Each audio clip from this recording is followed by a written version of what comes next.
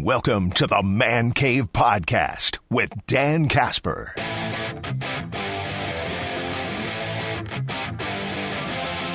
So the last couple of days, Packers, they're together, voluntary workouts going on right now. But in the last couple of days, we have heard from position coaches. A couple of days ago was the offensive position coaches. Yesterday was the defensive position coaches. And it made me kind of wonder, too, like, you know, we've got some new voices. We've got some new coaches at these position groups. Which position coach? And if you don't know the name, I understand it.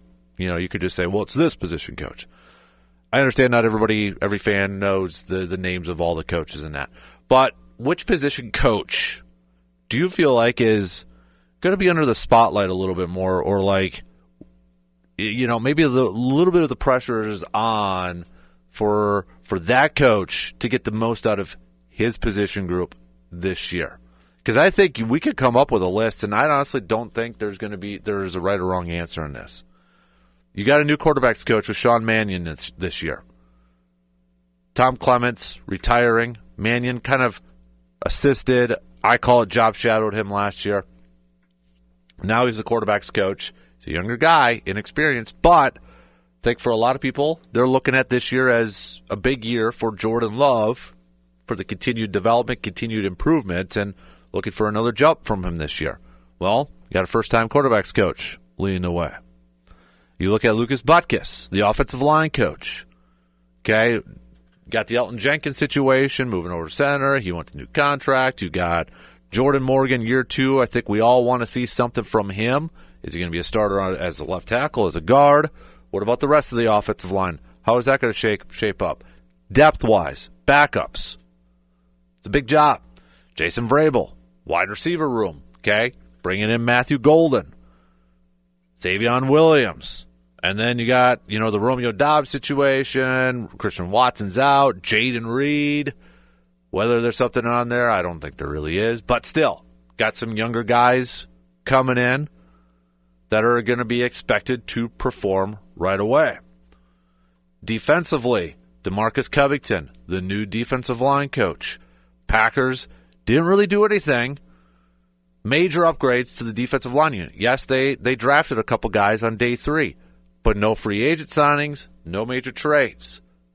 So DeMarcus Covington is going to be coming in, and with a defense that wants to put pressure on the quarterback with just 4, he's got maybe his hands full.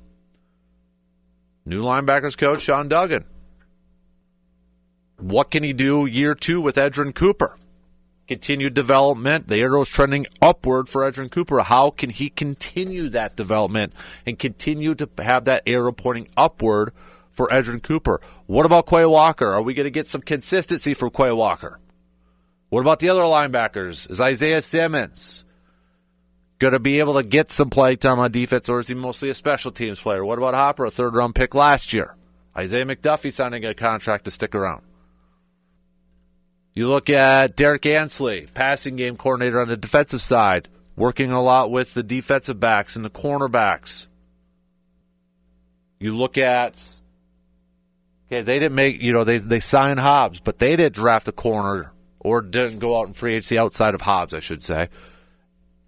And the unknown surrounding Jair Alexander. So, I mean, if we assume no Jair, then you're talking about Keyshawn and Carrick Valentine and Hobbs as your top 3, and Javon Bullard maybe playing a little bit of that slot. If it is Alexander, okay, it's a little bit better. But then, obviously, there's been some drama with Alexander and such. So, which position coach do you feel like maybe that spotlight's a little bright on, or maybe the pressure's on a little bit? There's a lot of them. There's a lot of them. To me, I got to go with Covington, the new defensive line coach. I'm going to go with him because you look at that group, and obviously Green Bay felt after last year that coaching was a major issue with that. They fired their defensive line coach. They bring in DeMarcus Covington from outside the organization. They didn't promote from within. Spent a hot minute as defensive coordinator with the Patriots, learned under Bill Belichick. They obviously felt like coaching was a big part. Obviously felt that Goody, I'm sure maybe LaFleur and Hafley had some say and input on this. I would hope so at least. But they obviously feel like they've got the guys, the talent there, but maybe the coaching just wasn't up to par. So, without making any major free agent moves or drafting an edge rusher high, it puts a lot of pressure on your new defensive line coach to get the job done, to get these pass rush, to get Lucas Van Ness in year 3 to showcase what he can do. This is a big year for Lucas Van Ness. This is a huge year for him. Can Covington come in here and somehow make Lucas Van Ness a really good pass rusher? Can he get more out of Rashawn Gary?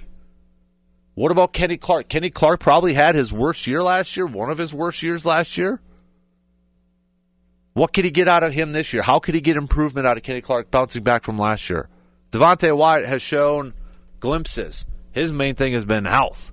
But can Covington mold Wyatt into an all-around really good defensive lineman? Wyatt has showcased that he's been a really good pass rusher. He's probably their best interior defensive line pass rusher.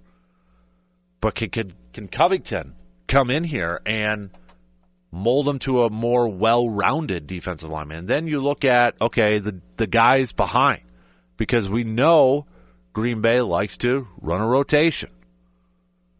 Try to keep guys fresh, right? So, those are starters. What about, rookies like Baron Sorrell?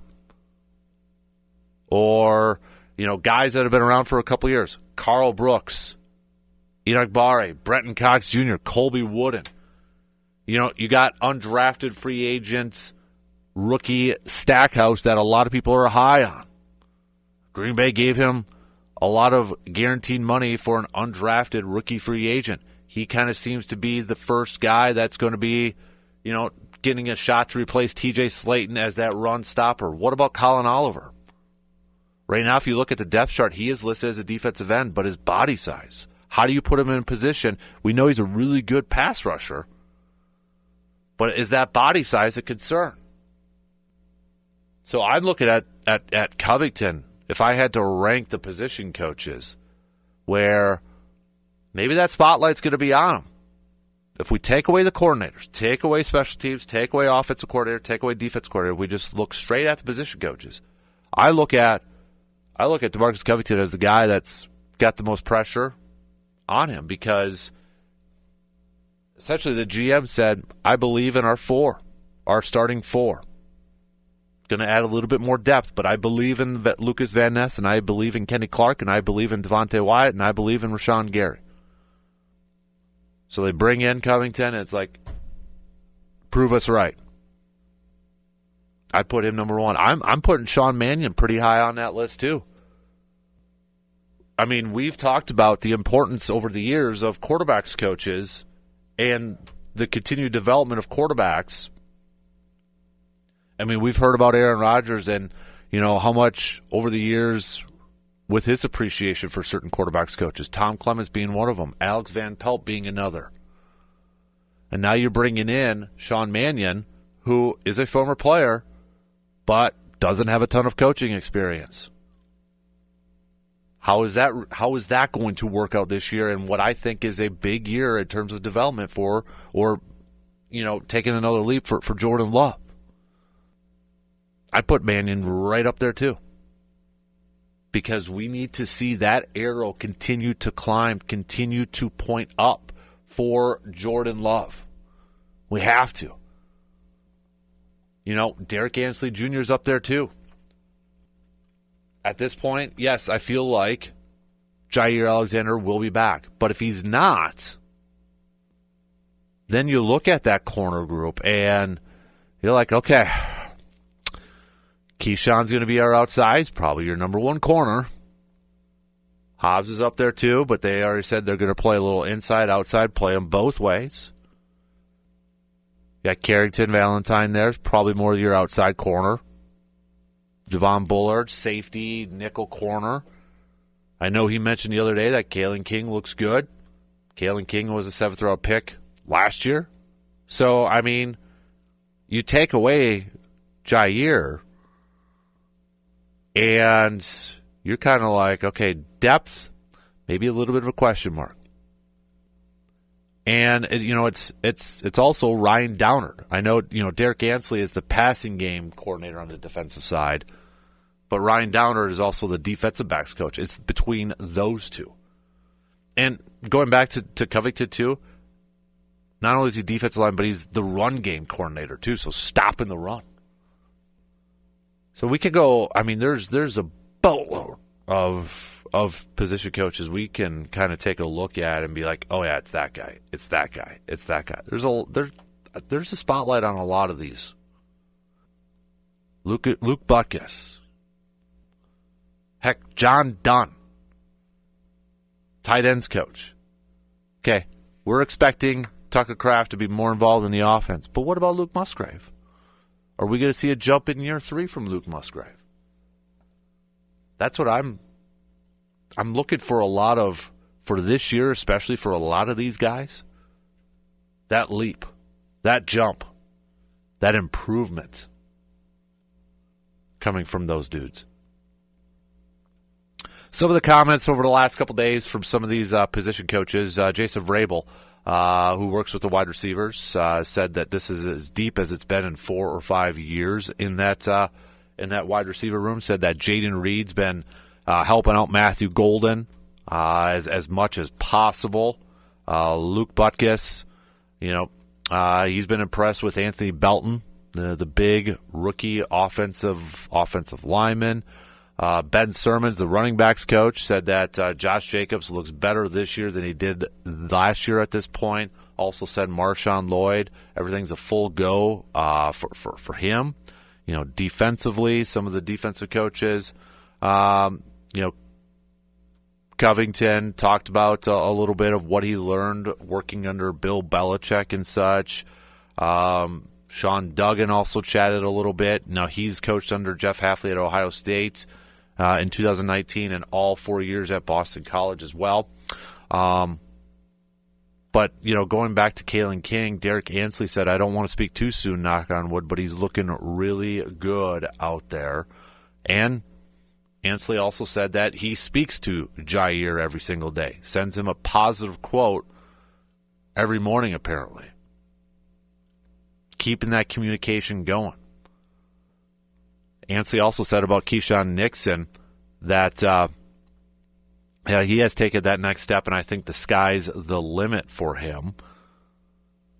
And then going to Ryan Downard, when asked about defensive backs who have played inside and the slot, like Nixon, Hobbs, and Bullard, with having so many guys with that experience, he said the possibilities are endless. The more guys you have that could play more positions, the better you are.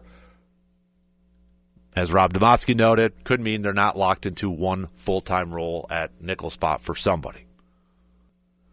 But Covington, this is according to Rob Demotsky too, as Rob Demotsky said, Covington, hired in part to improve the pass rush from the front four, said he talks about 3 parts to an effective pass rush: the start, get off, the right zone, and the finish. Said good pass rushers and rush teams are effective in all 3 seasons.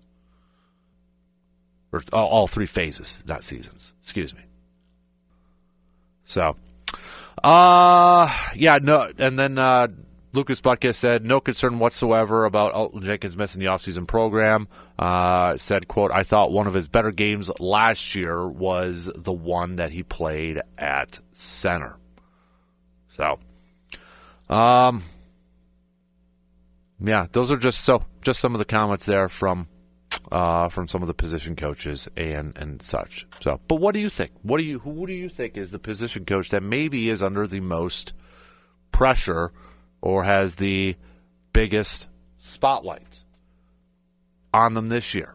I got Covington at 1. I'm throwing Mannion under there too, just because he's kind of an unknown. First time as the main guy as quarterbacks coach. Yes, has learned the last year plus, but I don't know. There's quite a few of them you can make the case for.